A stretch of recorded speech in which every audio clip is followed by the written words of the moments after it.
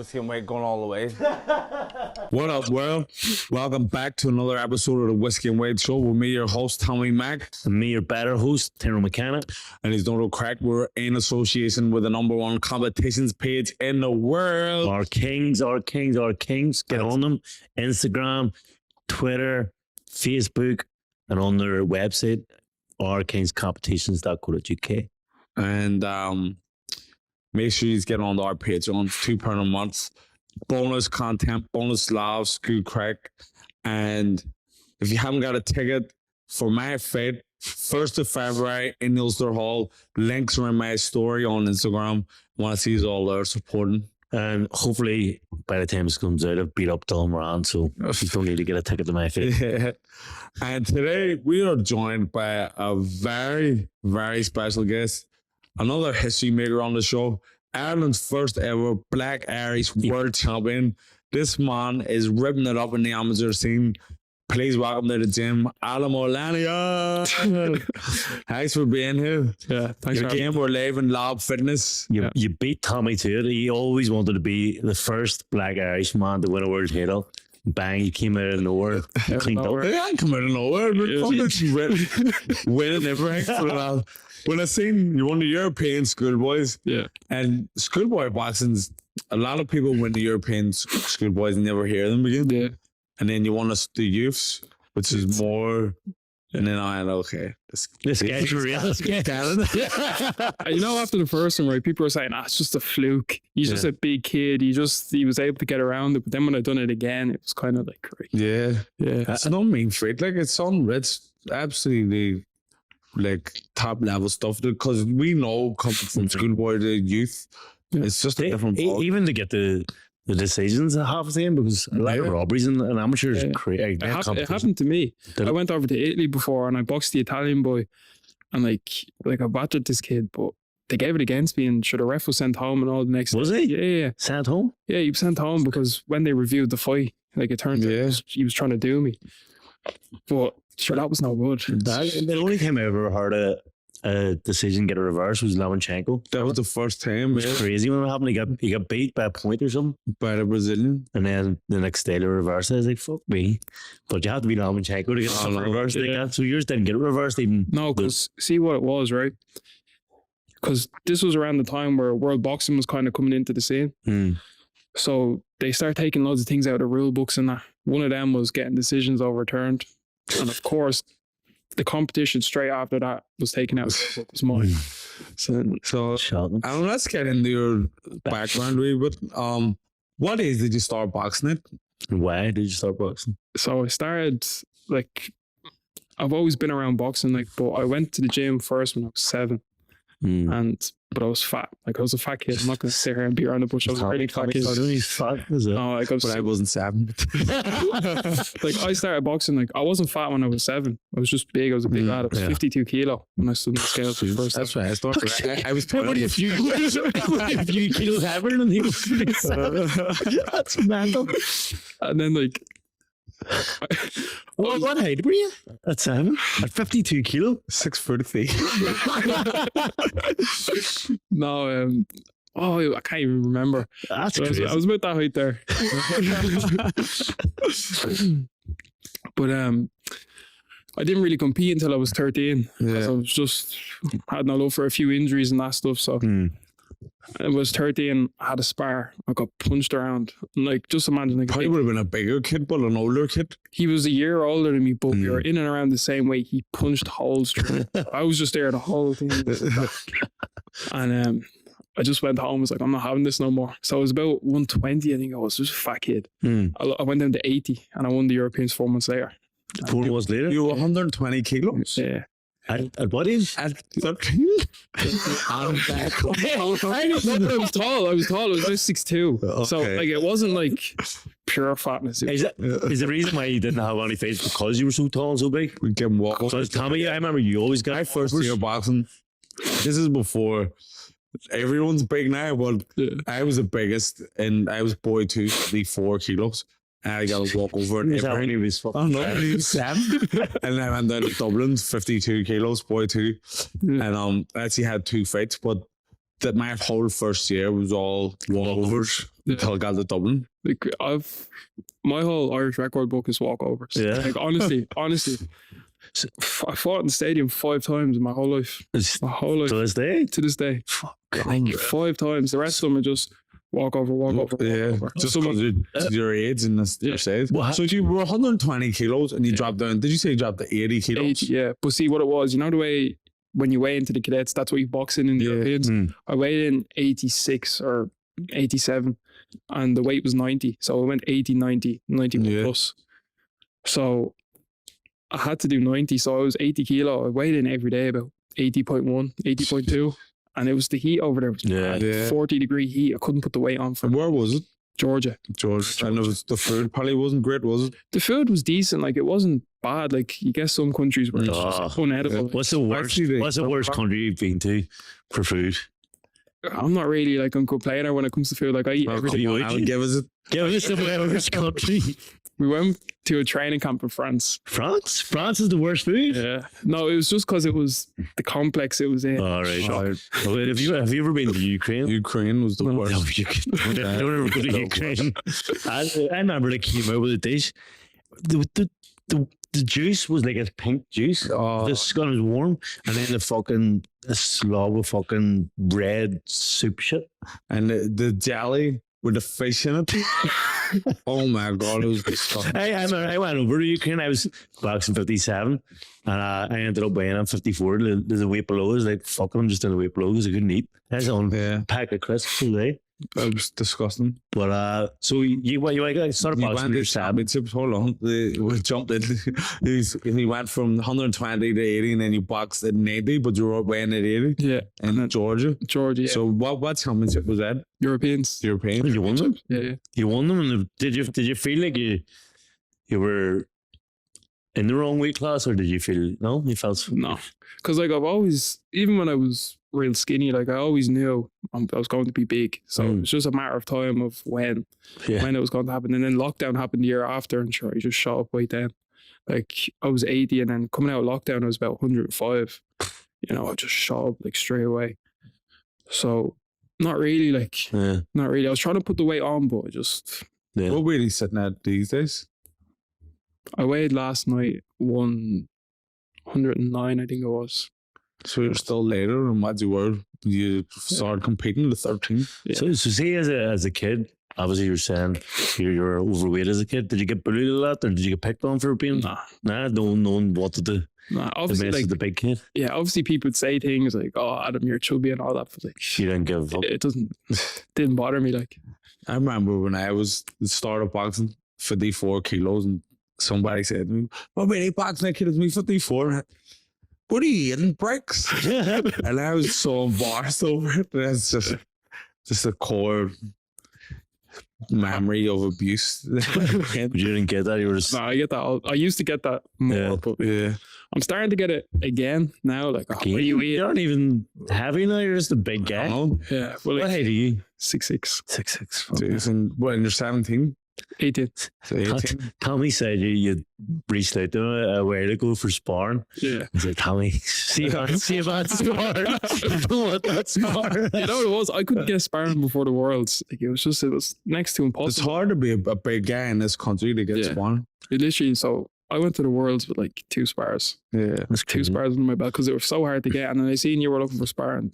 Or I was sparring. I was looking for sparring. I wasn't looking for you. Tom doesn't understand what's stake for a big guy. He doesn't understand it. You just take what you can get. Yeah. But see the way you didn't have much fights and you didn't have much sparring and all that. Yeah. How did you, like, were you ever finding back, man, going, am I even good at boxing at the start? Ready? Because, like, you didn't have any experience, really. Like, going in these big competitions, you had 0 experience. Yeah. Like, I mean, there's always doubts, and they always creep in every now and again. Like, I'm sure Lomachenko has doubts. Like, everyone has them.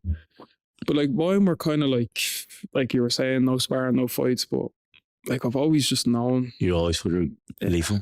Nah, not. Like, I've always known, like, if I do my training, I put in the work. Like, why not? Why can't I? Yeah. Why can't I win? And your big brother, he boxes too. He's the elite champion at the minute. Yeah. Who started boxing first? Did he follow you or him? He started first. He was I got into boxing because of him. And like we all started boxing because my dad used to box in the Nigerian army. Really? So like he was around boxing, and then one day we came to him when we were kids, like, yeah, we want to box. And he was like, oh, I used to be a boxer, and he just told us the whole story. Yeah. So it's kind of Did you not know that he was a boxer until like he's joined? he'd bring us out on jogs, and he'd bring us out on like he'd do little pads with us in the house, but we never actually thought he was an actual boxer. And then he just told us one day. Daddy's goddamn pads. Get fuck sick. Really just say that. I want to start, but I used to be a boxer.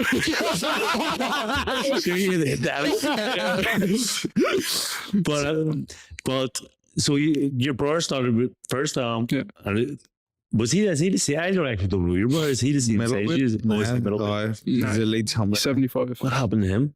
Why didn't he a fucking big unit like he? And like it's funny because he's the only one in the whole family who's not like really big, massive. But he's tall, like he's about 6'3", 6'4". Oh, is it? Okay. But he's like me.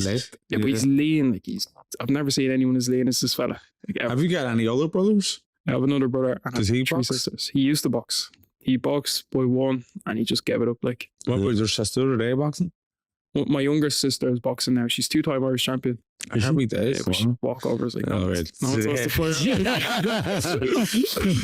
play. So you went to your first European Championships. You won it. How many fights did you have? 3. Three, which is pretty standard for a schoolboy. Yeah. And then you come back, you're European champion. Yeah. Did that give you more yes, I can do this, or were you just Kind of like it was kind of like like I think this is what I'm good at. Like this is what I'm meant to do. yeah? But then I started to get real cocky on my coach, James. Yeah. Like I started to get real cocky. But so you're European champion? No, like that was so much because like 4 months ago I was just some fat kid that no one like bad and I like, and now I'm this European champion. And like people are coming up to me on the streets like a 13-year-old kid, like you are super son, well done, and I'm like that's it. Yeah, I like that. So then my coach James Gray, man, this fella cut me down for months. Like he just wouldn't let me get any praise. People like, well done, and he'd be like, no. Like he just, and even in the club, like what club is it? Sorry, Jobstown Boxing. Jobstown. Like he'd be telling me, Adam, you're not as good as you think you are. You're only 13. This is kiddie boxing. Just pure deflated. But like now I look back at it, keep your feet in the ground. that's what I needed. Like because our boxing coach Patsy always used to tear him down. Even if we won a fight, got out of it, you were shit there. Tommy never praised me. He always praised me. I don't know why, but he never praised Tommy. And Tommy always just get abuse out there. Fit. You were shit. You need to get back to the gym. You don't train properly. All of a sudden, Tommy's lying there depressed. I box shit. Tyrone, you're unbelievable. You're going all the way, son. Even to this day, we used to record in the Plunkett or our old boxing gym. He always used to slobber him when he asked for the You don't keys. even answer the phone to me. I'd have Patsy, we need that gym. Right, I'll be right there. But see, after you won the gold medal at the Europeans, did that lead to getting more walkovers? Because people going, here, this kid's big, but he's dangerous. kind of. So this is actually where the tearing down process for my coach came from, right? So in the Dublin leagues, I got a fight in like September or October time, either one of them. And I was like, yeah, I'm class. I'm European champion. No one's going to touch me. Get into this fight, box rubbish. Like, we still talk about it to this day. Worst performance from any human being ever. Like, it was so bad. And I won unanimous decision, but James just looked at me like this. He was like, he didn't talk to me for 2 Why weeks. didn't you box a lot? Because I thought it was better than I was. Okay, yeah. You know, I let it get to my head, and I was like around, the ringside club. I was looking around. I was like, everyone's looking at me. Everyone wants to see me do so good. So I'm just going to get in and be some flashy boxer that I'm not. I'm not a flashy boxer. I wasn't a flashy boxer. I was just a long, rangy kid. I didn't do it. I tried to stand and box, like stand and bang, look good, and That's just went wrong. Yeah. But at least you learned from it. Yeah. Oh, but then see, after that, then COVID hit. So it was like no one was fighting. Yeah. And we all grew like. What was it COVID like for amateur boxing? Because obviously we were pro. There's still some pro shows going on, but there's nothing in amateur, was it? Or no. Nothing. No, but I actually enjoyed lockdown. Yeah. I really enjoyed it. Did you? Did you train through it? Yeah, like 3-4 times a day. Did you? Yeah, every day. Because it was like, I'm the type of person. Else to do, I'm the type of person though, if I take a few days out of the gym, like I start to go insane. See? Like honestly, I can't not do anything. I love it. Day out of the gym. But first during COVID, Tony, we were we were flying. we got them in this garage. It was like pumping around. It was like, We were tanks. We weren't boxing. No. But I actually enjoyed COVID as well. It was roasting. It was, for some reason, Ireland turned into Spain. Yeah, And we were roasting every day from March. And you could go out, you go do jogs and be at the back shadow box and stuff. So it was a good time to start training. Yeah, but like, see, for me, right? So I normally do like a 5K run, but people would be like, "Oh, Adam's out running. That's so disrespectful. All the people are dying." I'm like, "What's me going on a run going to do? Like, how am I killing your great granddad because I'm going on a 5K?" Scumbag on him. And they're like, "You can't go out within your 2-kilometer range or something." Like, I'm going on a run.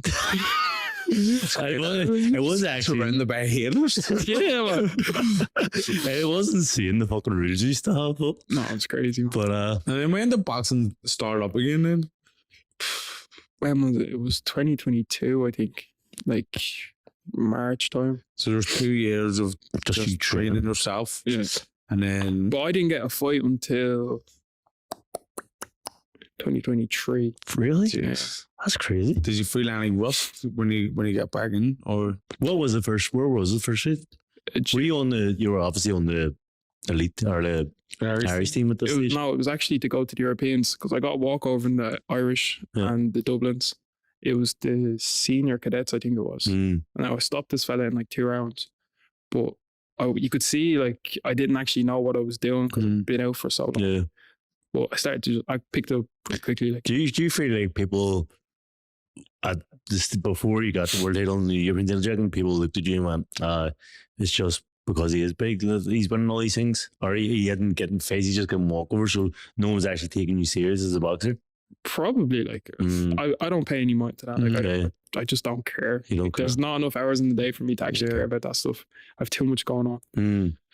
But like obviously everyone has their own opinion. Like people can say, "Oh, he's overrated, he's this, he's that," and then I won the Europeans for a second time, and then I won the World Championships, and I won 2 Irish titles this year. And Yeah. you know, was he going for the second Europeans? Yeah. Did you feel more pressure because you were a returning gold medalist? so the second Europeans for me were in Italy. So yeah, the big time. Mm. So I put that pressure on myself though, which is so stupid. I was telling myself, these boys they want me. They want to beat me. Mm. But that's not like, No, but I I didn't make it up. It is the truth, because I've seen the schoolboys.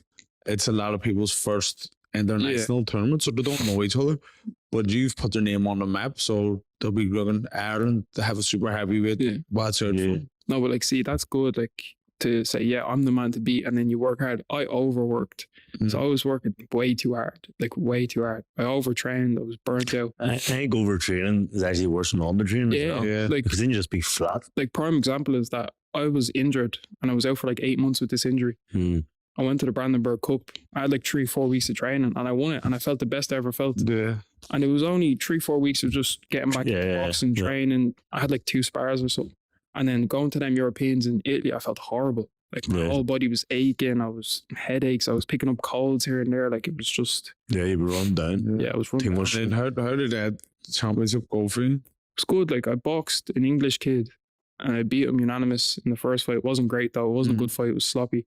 And then the second fight I boxed Italy, like everyone thought I won it. Like first round I gave him 2 or 3 counts. And it was just You give him 2 or 3 counts and then still got beat? in the That's first round. insane. Well, you know what it was? So first round was 10-8. Yeah. Yeah. Do you know the 10-8? Yeah. 10-9? First round was 10-8 on 4 of the 5 judges' scorecards, and I gave him 3 counts. And like this fella's legs were like buckled and everything. So It's mad. second round came out. I boxed him up in the second round, just kept him long. I was obviously very tired, very tired. So I just kept him long and whatever. I thought I won the round, went back to the corner. I was like, yeah, that was an easy round. They came back, no, they gave it against you 3-2. I was like, oh, lads. Last round, I was just completely shot. And then I just tucked up, just had a knock off him. And then And then give it to him. I was very, very certain my hand was going to be raised though. Mm. Very certain after the 10-8s in the first and Yeah. even get Once if you give 3 standing counts, you're thinking, right, the bun that's fate, this is in the bag. no, but then should I raise his hand? That's and I was crazy. just like, but it was probably a blessing though. I think that needed to happen to me because everything was going too well. Yeah. Everything was going too well. Everyone was like, "Oh, did you hear that up and coming heavyweight lad? Like he's very good." And as you said, you were very cocky. And Yeah, but like the cockiness kind of ran out at that stage because it was a few years back. But it needed to happen to me because now when I look back at it, it's like that was great. I needed that. Like I can experience the bad side of it, like experience the better side of boxing, but shouldn't happen to a kid at the same time. But like it So happens. was that your first year as a youth? Because you get 2 years of the youth, don't you? No, that was junior. Junior, right? Junior. And then so you went back in the following year for the next Europeans? Because you won the Europeans twice, didn't you? Yeah, 2 times, schoolboy and youth. But see, the thing was, the youth Europeans last year were cancelled. That's why I went to the Brandenburg Cup. Oh, right. I had to pull out of the under-18s because I had the injury, right? Yeah. And then it was like all the world boxing and IBA politics, whatever, right? We're not sending a team. So even the fella who took my spot, he didn't even get to go to anything. And I went on the trip he was meant to go on with the Dublin team. he was raised. Yeah. So you won the second, what was the second team you won to go? Croatia. That was Croatia. Yeah. What was that like going in that competition? After getting beaten, was Italy one the year before or a couple of years before? I was more relaxed because I'd known what went into the camp. Like I was sparring Parker, like Joseph Parker. You're not going to get better sparring than that. Like, and then obviously I had a couple of knockouts and like a few fights before that, so I was feeling good. I was feeling confident, and I just went in and done what I'd done. And it was when I won, it was kind of like cool. Like it just didn't feel like anything. It was kind of just You've like, done it before. yeah. Be here. How many fights did you have at that tournament? Four, yeah, last 16. I fought Poland, Turkey, Ukraine, and Armenia. 3 strong nations. Yeah, Who gave you the hardest fight? Ukraine. Ukraine. But there's a lot of things that went on, like outside of the ring. That Gold medals. Business. That's what the podcast is about. it's just like the whole day. I was very, very sore after the fight against Turkey. Done my shoulder, dislocated my shoulder in that fight. Yeah, because people don't realize, obviously, well, you've got 3 fights, but they're rating, it's not like pro where you have a fight and then a fight They're in a week. once. It's in 1 week. You make weight. You've got injuries from the fight before. Some people have cuts from fight before. It's like your body's in bits. Yeah, like I couldn't even tell them like my shoulder's gone, like out of the socket, because they would have pulled me out. So first 20 seconds against Turkey in the quarterfinal, that happened. So I fought basically 3 fights with one shoulder. And then I'm so good, I don't need 2 fucking hands. But going into the fight against Ukraine, he was literally like a copy and paste of me, like size wise. He was a big lad and he hit really hard. So he was just coming at me. I thought we're gonna have a boxing match, but he came at me like because he watched my other fights. So he just put the pressure on. So I'm like just there like that, trying to just. Jaggedy knew you had a fucked shoulder before. Probably, but like I just had to hide it. Yeah. I some days when I have like in sparring, I've never had a fight, but when I have like a hurt hand or something, I only use one hand. I start boxing better than I ever have because I know I've only got one hand and I'm fucking around all sorts of shots. Sometimes it's a blessing. You're more clued in about everything, about what way to box and stuff. So maybe it was a blessing in disguise. It probably was, to be honest. But when did the words come after that? How long? 6 months. 6 months. 7 months. But like that's like, see, when I won the Europeans, I was just thinking about the world. I didn't actually care. No, you just wanted that to be your preparation for it. Like I was talking to a few other people who won the Europeans as well while we were waiting to get on the podium. They're like, I'm absolutely buzzing. I won the Europeans. I can't believe I've done it. It's like, yeah, it's cool.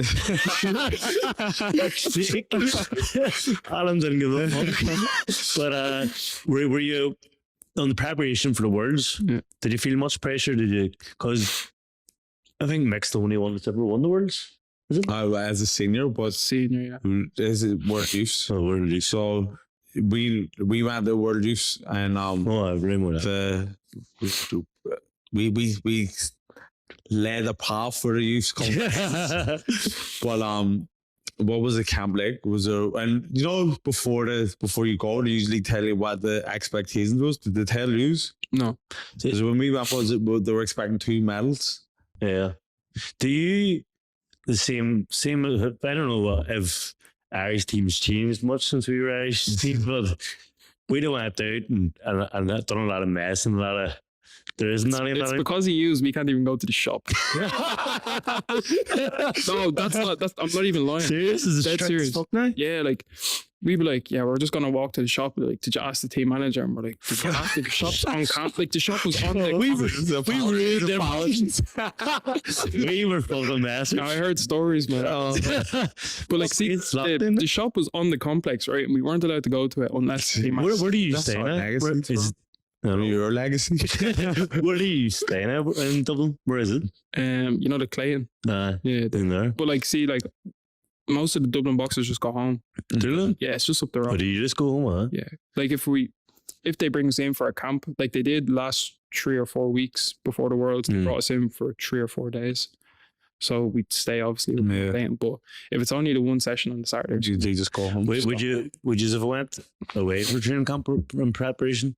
not for the Worlds, but for the Europeans. European. For the Worlds, we were in with the under 22s when they were getting ready for the Europeans. Where just in Dublin? Yeah, They just didn't go in, no? No. So, see, boxing always brings you to the worst places they bring you the decent cities, but then you're in the the worst ghetto of parts. ghettos because that's where the good boxing is. yeah. So everyone's going, oh, you went to Ukraine, you went to Russia, you went to... Yeah, Aye, but I went where it's... the no-goers. When you're not allowed to walk down the street, you're going to stop. So the preparation then for the get in the worlds, you already had that in your mind from way before. You're going in, you're now a 2-time gold medalist. What was the camp like building up? Did you have good sparring? Was the preparation right, or was there any hiccups? Everything went perfect. Like to say it went any other way, I'd be lying. You know, it went perfect.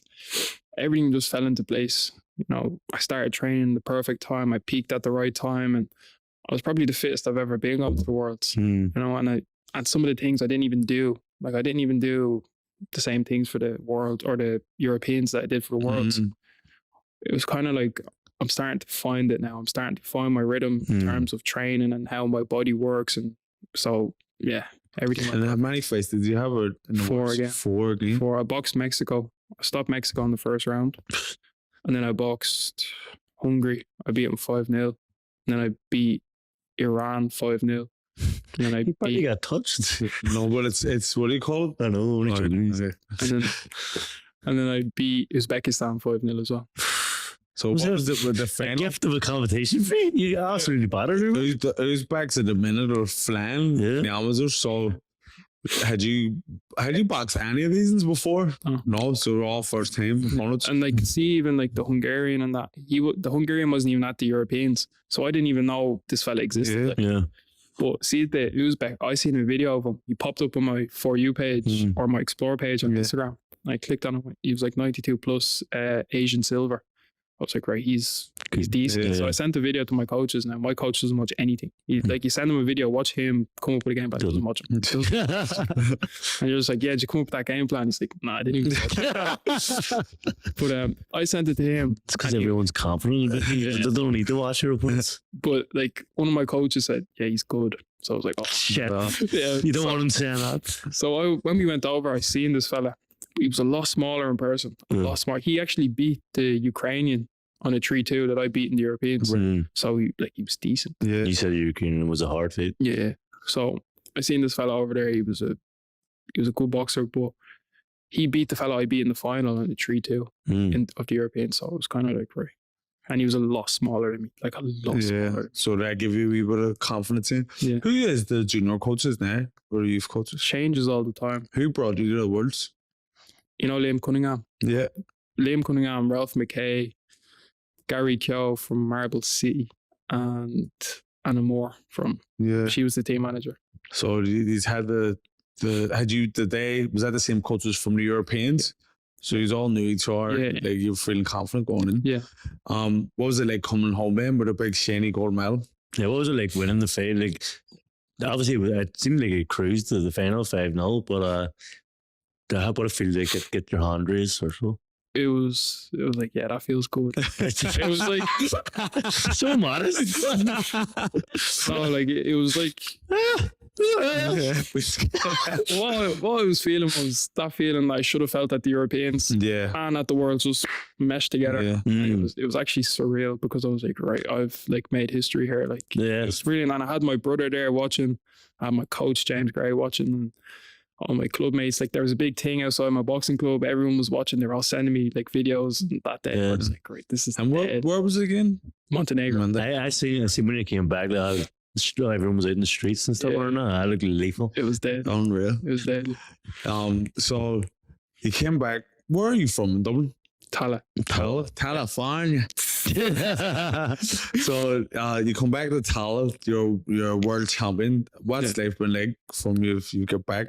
It's good. Like, people are coming up to me like, "Oh, well done, Adam. You're absolutely deadly." And like, I'm getting more recognition around the area now. But you feel like there's with the wins, there's a lot of pressure in your career now, or is it just because I see when I was amateur, I always just felt like boxing. I just done it because I never thought of it as a career. Yeah. When I was amateur, I was winning everything when I was younger, but I never thought, this is going to be my life. I just loved it so much that I was always doing it.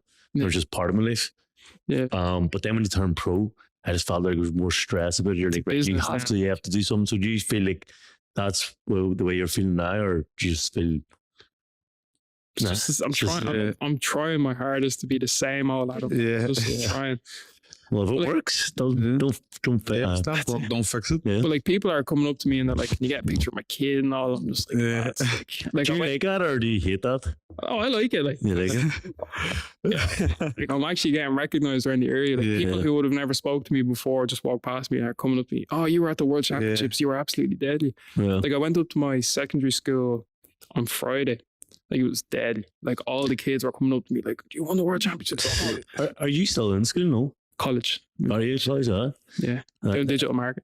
That digital marketing. Are you going to? Do you really need that anymore? What about, have you had many offers from you about going pro since you came? Yeah, because we've seen you went over. You were training with McConnell over in England, and that's led to speculation around Ireland that you're turning pro. So give us a nitty gritty. What's happening? The amount of messages I got after posting the selfie with me, they were like, "You're going pro in Sheffield." No, Yeah, no. that's exactly. See, as soon as I say, he's turning pro in Sheffield, definitely. To be honest, I'm going to be so real. I don't know. You don't know. Sitting on the fence. Like tells. You're a young man, like, so you've got time. Me and Tommy have two different views on it. Tommy thinks, I think you should stay amateur for another year or two. Well, when's the next Olympics? Is that 3 years from now? 3 years. Like, I think you're young enough to go to the Olympics. You're so young. It's crazy. Like, I'll good enough to win them. I'll only be 22 at the next. Do you know what I mean? And I think that's prime time. But Tyrone, well, see, to be fair, because you are like a big guy, like more people do mature later on when they're bigger guys. I mean, if you turn pro, you're fighting the likes of Tyson Fury and Usyk and all these big men. When I say I don't change your shit now. When it comes up, turn pro. Nah, but it is different for heavier weights. I mean, when I turn pro, I'm still fighting people that are going to be like not as mature as a bigger guy like yourself, Adam. But I love pro. I'm a big advocate for pro. Like, I love the smaller gloves. I love the longer rounds. I love being on TV all the time fighting. You get a lot more buzz about it when you're fighting on TV. People are amazing. The money's great. The money's a big part as well. I mean, I think amateurs on these, like, obviously not for you because you've won Europeans, you've won worlds, so you're getting big notoriety. But you won't be getting a big funding because it's you, isn't it? That's another thing that I am taking into consideration with the pros, because I haven't been getting funding from Sport Ireland. I think I need it. I need it because it's like I'm in college full time. I'm obviously boxing full time, and from most of the time I'm sparring somewhere. I'm down in Abbottstown. Like, it's not free. It's not free. Like, I missed so much college. Like, I'm like 5-6 weeks behind. Yeah, and I have exams in 2 weeks. You know, I'm so behind. I'm trying to feel. No, but like, it would make my life a lot easier if I had the funding from Sport. And like, these men are like, they're offering telephone offers here, like big money, and I don't know. Like, I'm on the fence about it because I want Sport Ireland to come on board and like fund me Yeah. because like every athlete needs it. Like, Yeah. if you say to an athlete you don't need it, like you're a fool. They Yeah. need it. That's why I think sponsorships and stuff are very important as well for amateurs and pros. Yeah. You like we flags falling down. I'm not sure that I'm perhaps. You might knock it down. No, I'm joking.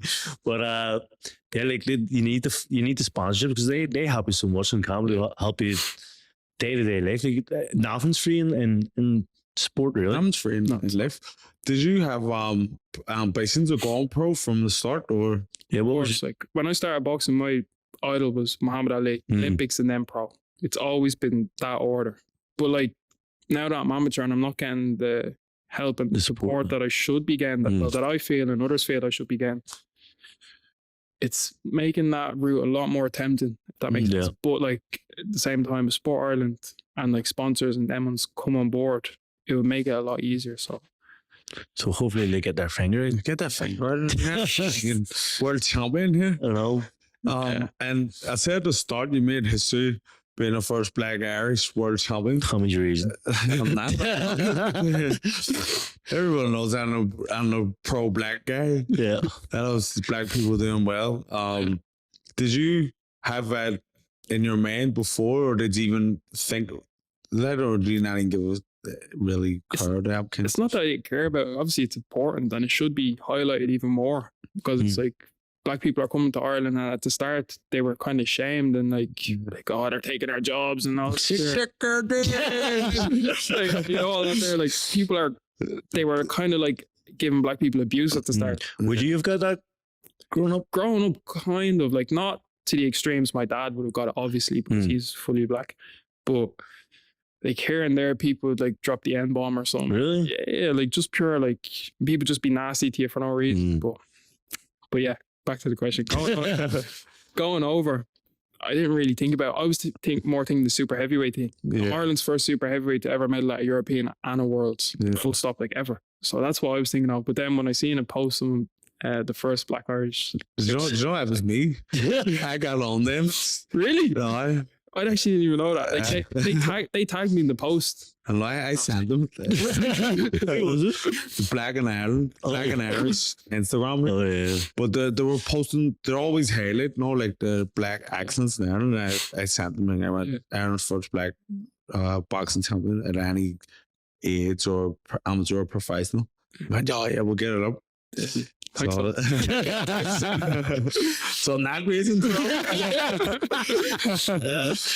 No, but like seeing like stuff like that, that's good. Like that's good, and it like even like other black kids in the community, it gives them something to look forward to. Like, yeah, we're not just like the outcasts anymore. Like we can actually do this now. So Is there a lot of black people live in Towel? yeah, Would you been one like of see those few? where I live, like in my like estate, like it would kind of only be me and my family, like in our estate. But like if you go down the road, there's a good few. Like, but in terms of boxing,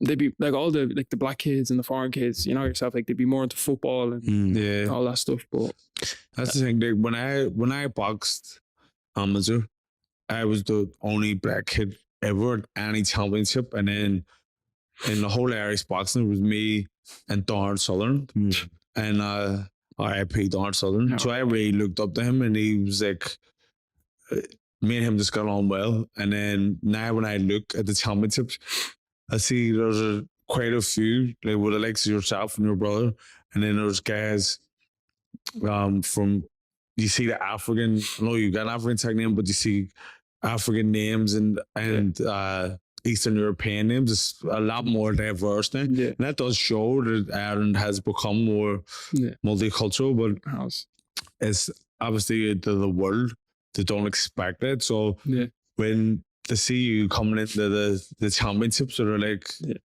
it's a boxing man. someone actually said that to me when I was 13. There was a little small black kid from England came over to me. He was like, they have black people in Ireland. I was like, yeah, man. Listen, funny. They'd expect him to have a completely different accent. Yeah. When he was talking, he'd come out with Mick West Belfast accent. Like, what? Well, I remember when I went to the European schoolboys, I remember we were sitting at the table. There was only 5 of us went, and it was in Russia, and there was a older couple staying at the hotel, and they come over and oh, the Irish boxing team. So where are you from? And everyone was saying no, like where they're from, different parts of Ireland. And they got around the main and went, well, you're not Irish, are you? I was like, of course I don't get a tracksuit. Did you ever experience anything like that? Yeah. Yeah. Like especially in the likes of Germany and that, like Really? yeah. Like I went to Germany, he was wearing that same thing, he was wearing the Irish tracksuit, and like some English fellows like walking around, he was like, oh, you're from Dublin, you're from Kerry, you're from Cork, and he was like, where are you from? I was like, I'm from Dublin. He was like, no. Where are you actually from? Actually from town? And he was like, no. Where's your parents from? Fuck's sake. My man's from Tallaght. No, but that is just that's part and parcel of the of the last day. You won't understand. We wouldn't understand. No. But have you? Your dad's from Nigerian. Yeah. Have you ever been to Nigeria? We were meant to go in December, but we couldn't get time off work. So we're trying to get over next year, but no, haven't been over. Never. When obviously they would be looking and going, oh, Adam, our cousin or our nephew's a world champion, so you expecting a big fanfare when you get Probably like bring them out. Probably making is he scapped the one to meet him like a chief for a village. Adam come see you. Big parade. Nah, like they all, like all my cousins and that, they all texted me and they all like said, well done, we're all very proud of you. Like, so like even see when I turn pro, I want to represent Nigeria in some type of way. Yeah. Because like I do have supporters over there as well. It's like it's not only my family, but my dad's friends, kids. Yeah. They all look up to me too. Because there is a big Nigerian population in Ireland. Yeah. A lot of most black people you meet in Ireland are Nigerian or African. Yeah. That's why, and people, like when I was growing up, like I said, it wasn't that many. There's not that many Caribbean people. So yeah, like my barber's Nigerian, and I know loads of Nigerian, but everyone thinks it's all the same. Like, but it is different. It's different. It's different. What tribe do you use with? Yoruba. Can you speak it? Oh, I know the cuss words, but That's You know the curse words? Get the curse word. no. Is daddy maybe? But see, people around you, are they wanting you to go pro, or they wanting you to stay amateur? Your father and shit? Yeah. Like my dad, like I told him what a few of the people have offered me, and he just laughed at every single one of them. He was like, look, when you started boxing, your dream was the Olympics, do the Olympics. Yeah. And then my brother, like, about 2 months ago, I said it to him, like, this is what they offered me. He was like, go pro. Well, go about your brother. Does he got any professional ambitions? Yeah. But like now he's kind of in the same boat as me, where it's kind of like, he doesn't know, like a couple of months ago, this fella was all just like, yeah, pro. But now he's looking at international medals and he wants to do it. Because it'll be a good story to have two brothers, middleweight and heavyweight, as pros. If he's went to the Olympics together, it would be unreal, and then turn pro together. Yeah. And it's the goal of the Olympics, is whatever you're getting offered now, you could more or less double that. Triple. Yeah. If you went to the Olympics, and check, especially being a heavyweight. Being a man that's already world champion, it looks likely that you will go to the Olympics.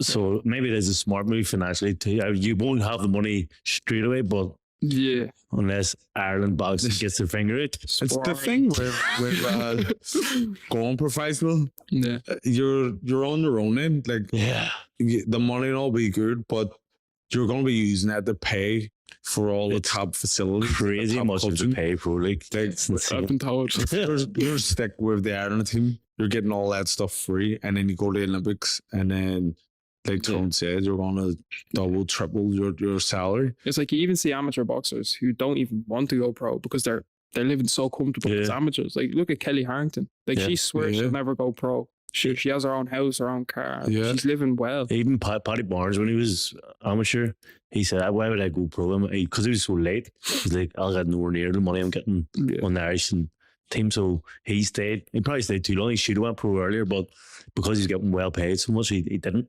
Yeah. But I think, have you sparred much pros, or? I sparred a few pros. Like when I was really, really skinny, I sparred Jamie Morrissey. That was the first pro I ever sparred. And then I sparred. Is he fighting on your show? No, he's retired now. Or Jamie Morrissey. He fought Kevin Cronin not too long ago. Yeah, Kevin Cronin's fighting? Yeah. But he was the first. He was the first pro I ever sparred. Yeah.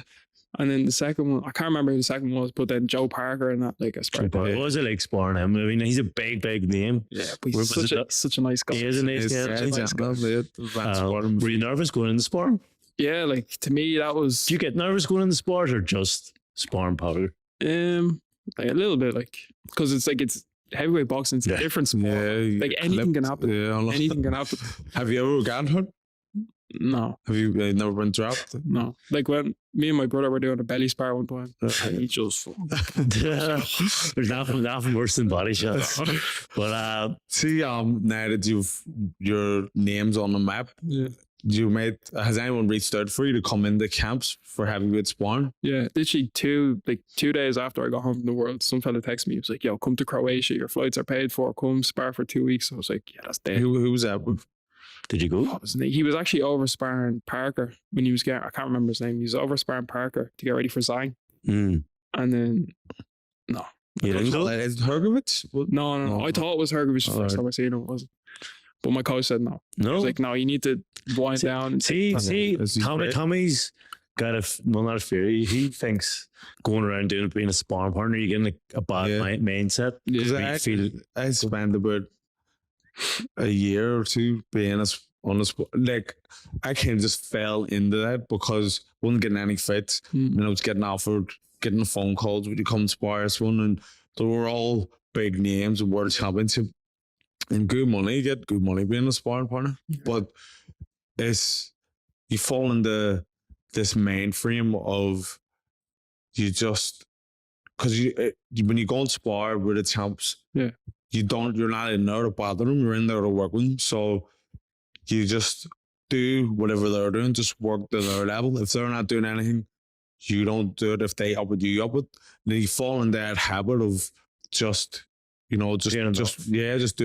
Yeah. And then so I done that for a full year, say, and then when I had a comeback fit, I was in the fight and I was trying to up it, and I was doing a 6 rounder with a guy, and he'd no wins. He was 4 fights, 4 losses. And so I was like, right, I'll get in, I'll stop this guy. And I was trying to go through the gears, and I was just stuck in second gear. I was like,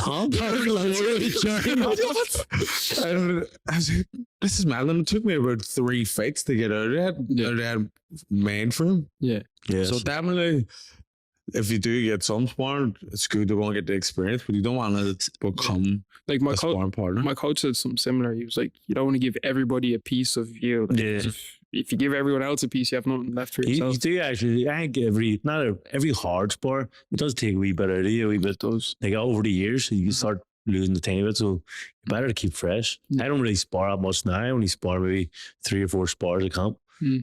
Because I'm getting too old for the spar. I'm 34, but I think it does. You want to be fresh in the fights rather than fucking spars. Like most of the damage in boxing comes from sparring. 100%. And you see like these boys getting into sparring with no headgears on. Yeah. You're just looking at them like CT, I used to do that. But the reason why I was sparring without headgear was I just wanted to get used to fighting without the headgear, because have you ever had a fight without a headgear? No, but like I've done like You've tech sparred, sparring. yeah. Not real So sparring. see, when you're an amateur and you're used the whole time you're getting this, get your headgear on, or getting these gloves. So you put the headgear on, and it kind of, for me anyway, was right, it's go time. And then all of a sudden you're not wearing a headgear anymore, and you're like, What the fuck? oh, You start panicking.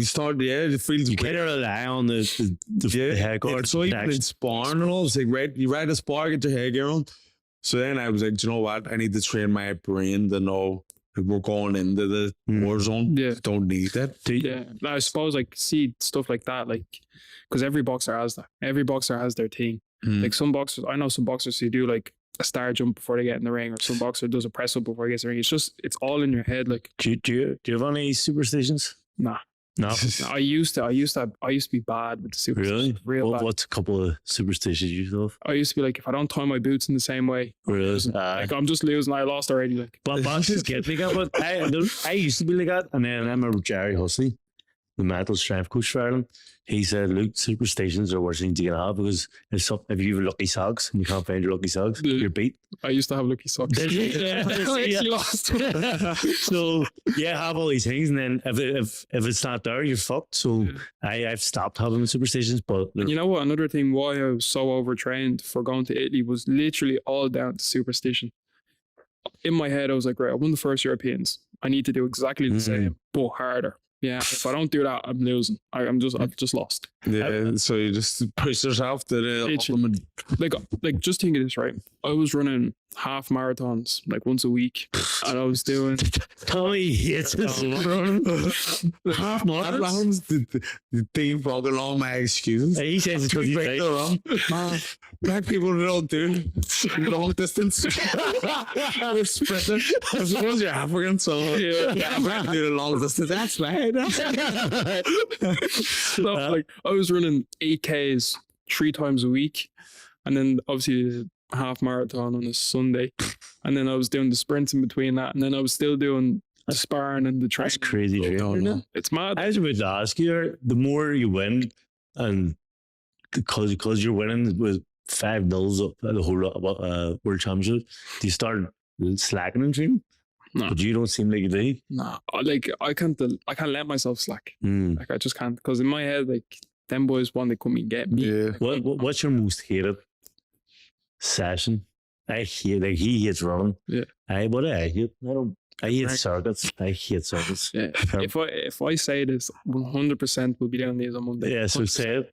No. No, anything to do with burpees. I hate those. Burpees, you don't mean, bro. No, I hate burpees. They're fucking. No, you know them ones. It's like He'll be going right on Monday. 40 burpees. like I'm sponsored by Gym, and they done this session one time, and it was like explosive burpees. So you stand there, and then when they say go, you jump to the floor and you put your chest down, you jump up, and then you do the burpee. It's horrible, man. He had us doing it for 6 minutes straight, man.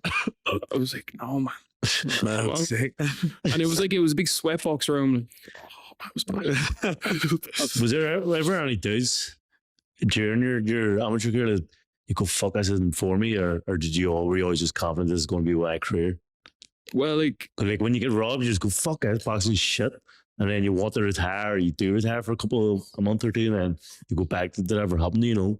Well, he's only in the beginning anyway. But I maybe retired about 4 times. no, but I really believe in God. Yeah. Yeah. And I believe he's put me here for this, you know? So it's like, for me to not do it, it would kind of be disrespectful to him in a sense. Because like he gave me the talent, he gave me the drive, he gave me everything I need to go and do it. It's just about doing it. So if I give up prematurely, I feel like You've let him do it. yeah, I'll let the big guy win. Yeah, that's it. Done. Yeah. But Adam, thanks for coming on. Mate. Thanks for having me, lads. You know, it's been a great episode. It's great to have you doing your first podcast. Yeah, Yes. You've made history, and I believe we're gonna go on and make even more history. Say so. Don't forget about it. Yeah. Not- Hopefully, when you're professional world champion, you come back Yeah. and we'll still be doing this.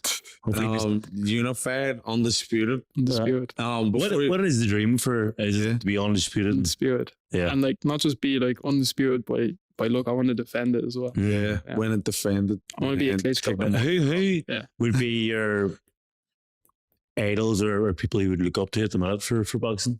Lennox Lewis. Lennox Lewis. That's my favorite boxer. The GOAT. Yeah. Turn on my ear. He bores me. Lennox Lewis or Vladimir Klitschko. Really? Because I feel like I share a lot. Yes, of similar things. yeah. You know, there's no point in me looking at Floyd Mayweather and starting Yeah. his hair like, We done in the Europeans. yeah. Yeah. But yeah, 100%. Thank you for coming on. Thanks You're for a having legend. Thank you. And keep doing you. Yes. So, folks, make sure you hit the Patreon, £2 a month. Look out for this young champ, this young king, ready to take over in the new generation of boxing.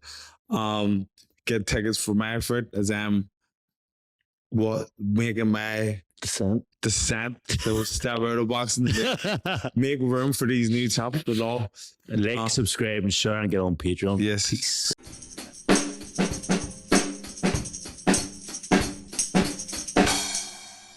Lithium weight going all the way.